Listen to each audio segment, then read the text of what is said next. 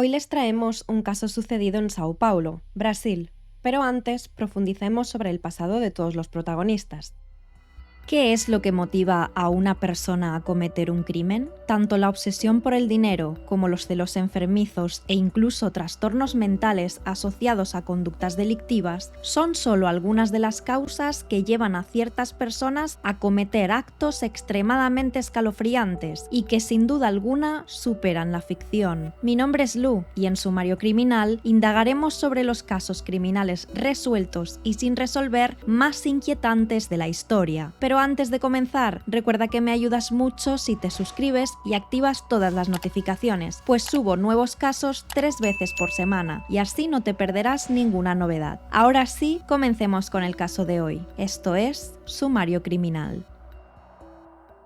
Manfred Albert von Richthofen y Marisia Silvia Abdala eran un matrimonio que se conocieron durante los años 70 en la Universidad de Sao Paulo. Marisia estudiaba la carrera de medicina y Manfred la de ingeniería. No es ningún secreto que los von Richthofen eran una familia aristócrata alemana. Manfred estaba orgulloso de esa herencia y afirmaba que no solo compartía apellido con el aviador legendario de la Primera Guerra Mundial, el Barón Rojo, sino que además era su sobrino. No pasó mucho tiempo antes de que Manfred y Marisia se hicieran novios y esta relación fue relativamente corta antes de que decidieran pasar por el altar. Ambos querían seguir escalando en sus profesiones, por lo que después de la boda se mudaron a Alemania para continuar estudiando. Manfred era un hombre muy inteligente, pero a la vez tímido e introvertido, que poco después se convertiría en un exitoso ingeniero. Por su parte, Marisia también se convirtió en una reconocida psiquiatra. Para ese entonces, ellos habían regresado a vivir a Sao Paulo. Marisia era una mujer extremadamente sociable. Probablemente el ser dos polos opuestos en varios aspectos de su personalidad fue lo que llevó a que ellos sintieran rápidamente atracción uno por el otro y se transformaran en una feliz pareja. El 3 de noviembre de 1983, el matrimonio le dio la bienvenida a su primogénita, Susanne Louise von Richthofen. Susanne era una niña amorosa y tierna. 4 años después, el 26 de abril de 1987, nació su hermano, Andreas Albert von Richthofen. Los von Richthofen eran una familia adinerada y con buenas relaciones personales, y no solo entre el matrimonio y sus hijos, sino también entre Susanne y Andreas como hermanos. Vivían en una mansión en el viejo Brooklyn, un barrio lujoso de Sao Paulo. Tanto Susanne como Andreas estudiaron en colegios privados, hablaban varios idiomas y en definitiva se veía un futuro brillante para ambos, pues sus padres así lo habían planeado. Para agosto de 1999, Manfred llevaba más de un año con un alto cargo en la compañía Dersa, la cual manejaba el sistema de autopistas de Sao Paulo. Era un cargo por el que ganaba un buen sueldo y contaba con excelentes beneficios, pero también llevaba consigo mucho sacrificio y por lo que le dejaba poco tiempo libre. Razón por la cual, cuando finalmente pudo apartar un poco de tiempo para descansar y disfrutar, un domingo decidió ir junto con su esposa e hijos a pasear en Ibirapuera, el parque más importante y conocido de Sao Paulo. Fue en este lugar donde Susanne, que para ese entonces ya tenía 15 años, conoció a Daniel Craviños, de 18 años, e inmediatamente sintieron una fuerte atracción el uno por el otro. Daniel competía en aeromodelismo, es decir, que construía aeronaves a escala reducida y desde tierra las hacía volar, compitiendo en carrera contra otras aeronaves. Aquel día en el parque, Daniel estaba compitiendo y Andreas, que en ese entonces tenía solo 12 años, lo vio. Como consecuencia, pronto Daniel se convirtió en su profesor en este deporte y además también lo llevó a competir en carreras de karting y se convirtieron en amigos a pesar de la diferencia de edad. Por supuesto, la cercanía de Daniel con Andreas también facilitó que éste se acercara a Susanne. La familia Craviños eran de origen muy humilde a comparación con la mayoría de las otras familias del barrio. Además, el padre de Daniel había estado en la cárcel durante los años 70 por haber ejercido como abogado sin poseer el título. Tiempo después estudió Derecho, pero nunca llegó a ejercer. Trabajó y se jubiló como secretario judicial. Estaba casado con Nadja, y con ella fue con quien tuvieron a Daniel y sus otros 2 hermanos. La familia Craviños tenía un taller donde reparaban coches y motos. Marco, el hijo mayor desde que tuvo la edad necesaria, fue el sostén económico de su familia. El hijo mediano, Christian, era sumamente problemático, debido a que era adicto a las drogas. Daniel era el hijo menor y era muy educado y tranquilo. Se había estado dedicando al aeromodelismo desde que era un adolescente. Fue campeón paulista en este deporte, así como también brasileño, panamericano, sudamericano y en 1998 quedó en el 5º lugar en el campeonato mundial. Daniel y Susanne estaban enamorados.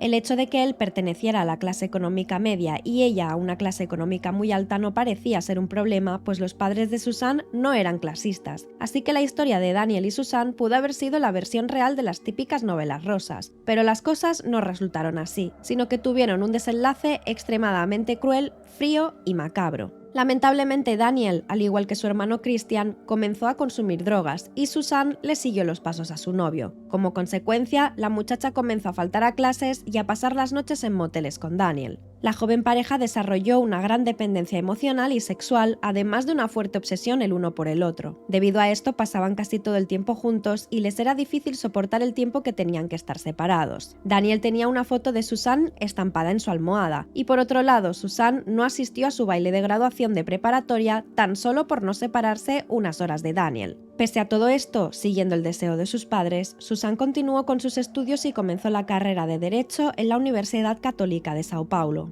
Pero lo cierto es que ella no encontraba motivación en estudiar, pues de hecho faltaba a clases con frecuencia, y les mentía a sus padres diciendo que iba a pasar la noche estudiando con sus compañeras, para luego pasar la noche con Daniel. Cuando a finales del año 2001 descubrieron sus mentiras, los padres de Susan le prohibieron terminantemente volver a verse con Daniel, pero la chica hizo caso omiso de esta prohibición. Es por esto que las discusiones de Susan con sus padres eran cada vez más frecuentes y subidas de tono. El 12 de mayo de 2002 era el Día de la Madre, pero Susan no compartió el almuerzo con su familia, puesto que tuvo una fuerte discusión con su padre, y él, furioso, la abofeteó por primera vez. La muchacha, enojada y llorando, se fue del lugar donde estaban pasando el fin de semana, en las afueras de Sao Paulo, y amenazó con marcharse definitivamente de casa. Pero esta fue una amenaza vacía, pues no tuvo el valor de abandonar su hogar y mintió diciendo que había terminado su relación con Daniel, prometiendo no volver a verlo. Sin embargo, la adicción de Susan a las drogas fue empeorando y a la vez le dedicaba cada vez menos tiempo a sus estudios. Las discusiones con sus padres empeoraron todavía más e incluso comenzaron a tornarse violentas. En julio de ese mismo año, los padres de Susan salieron de viaje y la muchacha aprovechó ese tiempo para meter a Daniel en la casa y convivir con él esos días. Aquello resultó una experiencia muy agradable para Susan, pues lo que ella deseaba era estar siempre con él. Cuando sus padres regresaron del viaje, Susan les pidió que le compraran un apartamento para mudarse con Daniel, pues ella afirmaba que de esa manera se solucionarían los problemas. Como era de esperar, sus padres se negaron, lo que al parecer marcó el punto de quiebre para que todo terminara en un macabro desenlace. El 31 de octubre de 2002, Susan había orquestado un plan para que Daniel y su hermano Christian asesinaran a los padres de ella y así ella poder recibir su parte de la herencia y que no siguieran estorbando en su relación con su novio.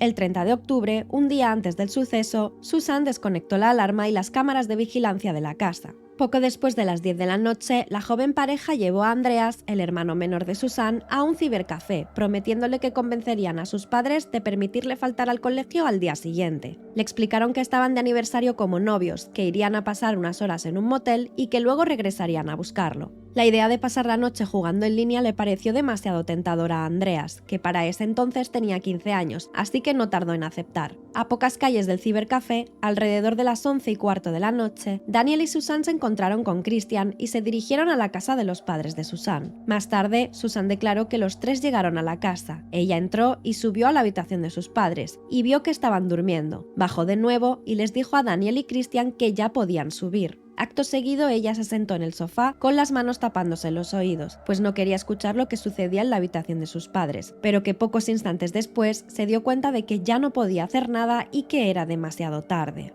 Mientras Susan estaba en ese sofá, Daniel y Christian entraron en la habitación de los padres de ella y usaron barras gruesas de hierro para golpearlos brutalmente hasta quitarles la vida. Daniel fue quien golpeó a Manfred mientras este se encontraba dormido y el golpe lo mató al instante. Manfred tenía 49 años. Marisia, en cambio, se despertó, intentó defenderse y Christian la golpeó 5 veces. Pero no bastó con eso, y como la mujer no paraba de gritar, le introdujo una toalla en la garganta, de manera tan fuerte que le fracturó los huesos del cuello. Mientras, Susan dispuso al pie de la escalera bolsas para que se deshicieran de los guantes y el resto de la ropa después de cometer los crímenes. También robó el dinero que había en la casa, unos 8.000 reales, que en ese entonces equivalían a unos 2.700 dólares, junto con 5.000 dólares más, y 6.000 euros, que en ese entonces equivalían a 5.400 dólares. Susan le entregó todo ese dinero a Christian, como parte del pago por participar en el crimen. Luego los tres desordenaron la casa, abrieron cajones, tiraron papeles y esparcieron algunas joyas por el suelo para intentar simular que todo formaba parte de un robo. Debemos señalar algo que realmente parece una estupidez, y es que si un ladrón entra a robar, ¿por qué razón tiraría las joyas al suelo dejándolas esparcidas, en lugar de llevárselas junto con el dinero? Daniel y Susan fueron al Motel Colonial para generar una coartada, se hospedaron en la suite presidencial y estuvieron ahí poco más de una hora, entre la 1:30 y las 3 de la madrugada. Después salieron en busca de Andreas. Antes de regresar a la casa de la familia, dejaron a Daniel en la suya. Cuando llegaron a la casa, eran casi las 4 de la madrugada. Susan fingió sorpresa al encontrar la puerta abierta. Como parte de su actuación para cubrir el atroz crimen que ella misma había planeado, empezó a rezar y a mostrarse asustada, mientras su hermano menor llamaba a gritos a sus padres. Llamaron a Daniel y cuando él llegó, llamaron a los celulares de Manfred y Marisia, pero no obtuvieron respuesta. Poco después, Daniel llamó a la policía para denunciar lo que a simple vista parecía un robo. El primer oficial que llegó a la casa se sorprendió de que los ladrones dejaran objetos de valor tirados en el suelo, pero más la manera impasible en que Susan le preguntó cómo murieron cuando él bajó desde la segunda planta, en especial porque fue antes de que él le comunicara que sus padres habían muerto. Andreas quedó en shock al enterarse, pues el muchacho, sin tener idea de qué debía hacer, se aisló en un rincón. La reacción de Susan fue totalmente distinta, se podría decir que incluso inhumana. Estaba muy calmada e inmediatamente preguntó qué acción legal debía llevar a cabo y denunció con precisión la cantidad de dinero que faltaba. Pero esto no fue lo que causó más estupor en los agentes de policía, sino que apenas horas después, Susan y Daniel se estaban besando apasionadamente mientras declaraban en la estación de policía. Todo lo mencionado convirtió automáticamente a Susan y Daniel en los sospechosos principales. Al día siguiente, los vecinos vieron a Susan bañarse junto con Daniel en la piscina felices y sonrientes. 3 días después, en la misma casa, Susan celebraba su cumpleaños 19 con una gran fiesta y muchos amigos, después de haber llorado al extremo frente a todos en el funeral de sus padres. Todo esto le parecía, como mínimo, extraño a los agentes de policía. Sin embargo, el punto clave de la investigación y lo que realmente los llevó a ser arrestados y posteriormente condenados fue el hecho de que Cristian Craviños se compró una moto importada, tan solo 48 horas después de los homicidios, además del hecho de que, tras ser detenido, no tardó en confesar acerca de su participación en los crímenes, delatando también a su hermano Daniel y a su cuñada Susan. Cristian confesó que Susan era el cerebro del crimen, para así poder quedarse con la herencia de sus padres. Poco después, Susan y Daniel también fueron arrestados. El 14 de noviembre de 2002, Andreas fue a visitar a Susan en prisión junto con el abogado de ella, Denibaldo Barney. Después de esto, el letrado hizo llegar al juzgado una carta manuscrita y firmada por Andreas donde decía que perdonaba a su hermana Susan, aunque durante el juicio Andreas aseguró que lo habían obligado a escribirla. A pesar de que la relación entre Susan y Andreas siempre había sido de mucho amor y de extrema confianza, después de que él supo lo que ella les había hecho a sus padres, dicha relación quedó totalmente destruida. Él se mudó a Vila Congonas con su abuela y tío maternos y nunca más quiso volver a saber de Susan. En 2005, la Corte Suprema de Brasil le permitió a Susan esperar el juicio en libertad, pero en abril del 2006, tras una entrevista del programa Fantástico de O Globo, fue regresada a prisión. Asistió a su juicio con un look infantil, usando una remera con una imagen estampada de Minnie y zapatillas de conejo, todo como parte de su estrategia. Además, las cámaras captaron cuando su abogado le aconsejó llorar para conmover a la audiencia. El juicio inició el 17 de julio de 2006. Hubo mucho alboroto al respecto por parte de los medios. Susan y los hermanos Craviños se acusaban mutuamente. Por una parte, ellos decían que ella era la autora intelectual, y por otra parte, ella afirmaba que todo había sido idea de ellos y que había aceptado porque se encontraba bajo los efectos de las drogas en esos momentos. Susan nunca llegó a llorar durante el juicio. De hecho, se mostró muy fría y egocéntrica, e intentó medios distintos a llorar para manipular el juicio y tratar de disminuir su condena. Fue tan fría que, el 22 de julio de 2006, cuando el tribunal la sentenció a 39 años y 6 meses de prisión, ni siquiera se inmutó. Cristian recibió 1 año menos de condena y Daniel, en cambio, recibió exactamente la misma pena que Susan. La abuela materna de Andreas murió ese mismo año. Él estudió farmacia y bioquímica en la Universidad de Sao Paulo y luego hizo un doctorado en química orgánica. Hasta 2011 siguió viviendo con su tío, luego viajó a Suiza y en 2017 regresó a Brasil. No obstante, como si de una maldición se tratara, Andreas había estado consumiendo drogas, con la diferencia de que, al contrario que su hermana, él se sometió a tratamiento para desintoxicarse y superar la adicción y así poder corregir su camino.